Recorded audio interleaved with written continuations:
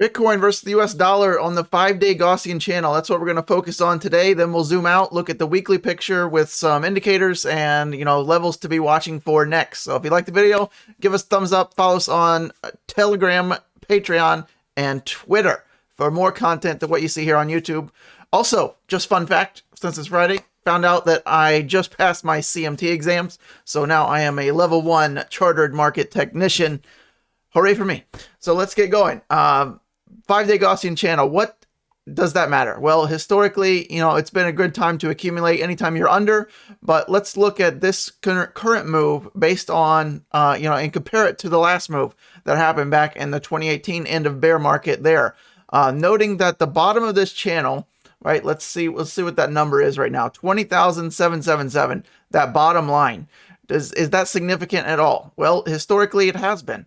Looking back here, right, January 2022, right, just over a year ago, look how much we came down and we held that as support for a long time before breaking it. How long, you ask? Well, let's see. 95 days, right? That was our first really closing candle outside of it, and that was the start of said disaster, really, right? That was the bigger moves down. So historically, that's been really good. To be watching for that level, 20,777. That is also significant because that was kind of right at our zone right in here of our high, right? So we need to be watching for that.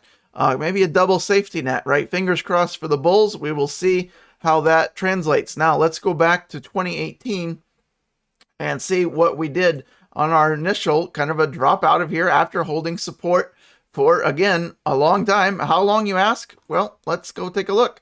145 days, so a little bit shorter this time versus last time before we dropped out of the channel. But then we came down, made this nice little horseshoe loop, and then look, we broke back into the 5-day, had some hesitation in this lower part, right? You see the median line here, lower part hesitation. We didn't really retest the bottom line, but we did go sideways for, a number of weeks here. We're looking at, 25, 30 days, so about a month, right? We're looking at a month before we actually cross more bullish back to the upper channel, and, the rest is history. Besides, said black swan event, I think that was really the start of the better things to come. So, again, remember where we are now. This isn't, history doesn't repeat, but it does often rhyme. Said that for years and I'm going to stick to it. So, not an exact repeat, but a rhyme, holding the bottom of the 5-day Gaussian channel before breaking it, spending X number of days and weeks and months down here, and now our recovery back into the 5-day Gaussian channel. So far, so good.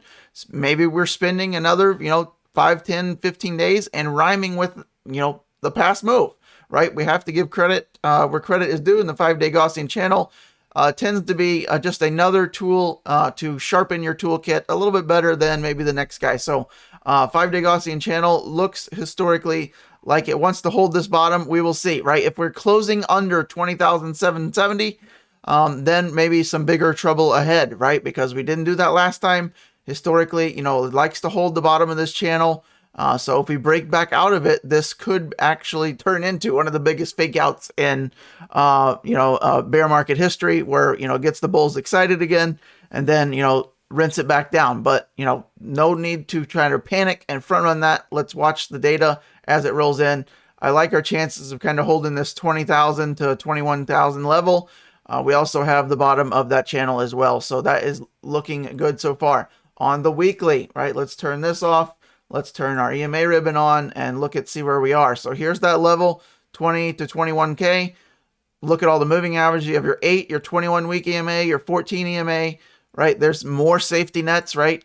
I like our chances of holding this. And what else do we notice is maybe we're trying to form this, if you put it on closing price here, I mean, this is a kind of a bullish pattern, right? We're kind of double bottom back in here, pick up here. Maybe we're setting up for some kind of bull flag and then moving back to the upside again after retesting broken, support back here, resistance, right? Broke right through it, come back and hit support, right? And then go, right? That would be the strongest move for bulls. That would be, bulls are hoping that scenario plays out.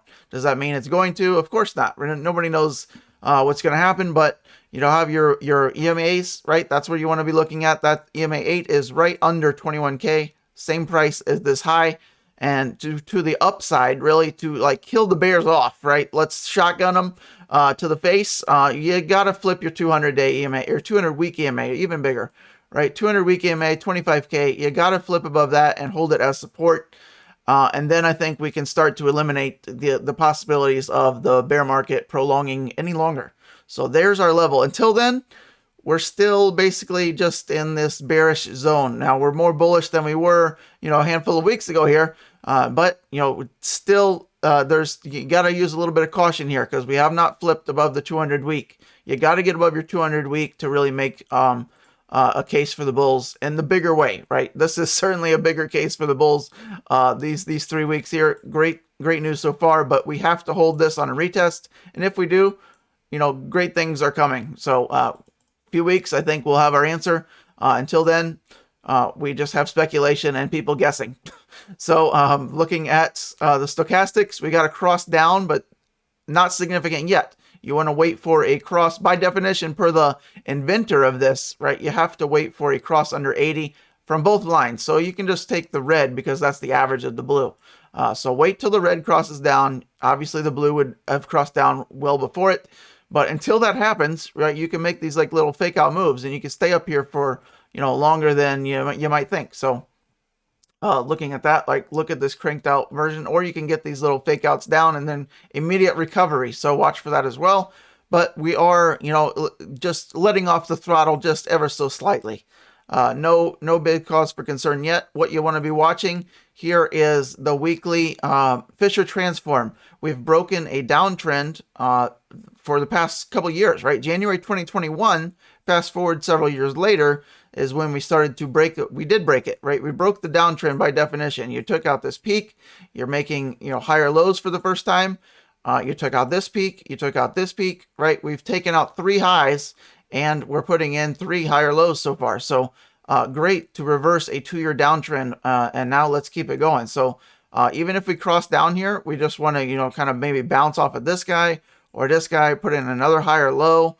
And then, again, good things are coming. So keep in mind, keep that in mind, right? Bigger picture.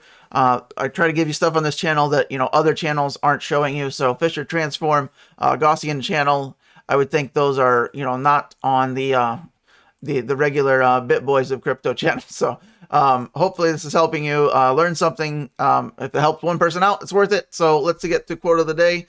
That's my Bitcoin wrap up for the Friday. Life lived for tomorrow will always be just a day away from being realized. So live in the moment, right? That's the underlying key takeaway there. Car of the day, Tesla Roadster, the new one, coming out maybe in a couple of years. We'll go with maybe. Cybertruck's been pushed back, already 3 years. So pretty interesting. Probably absolutely will be the most powerful car of all time.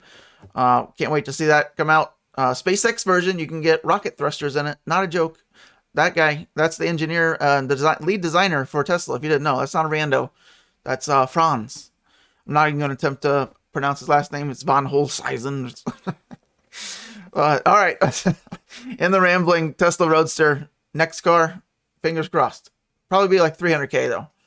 They said 200K a couple years ago. It's going to be more, right? Everything's gone up, right? Thanks, Jerome Powell.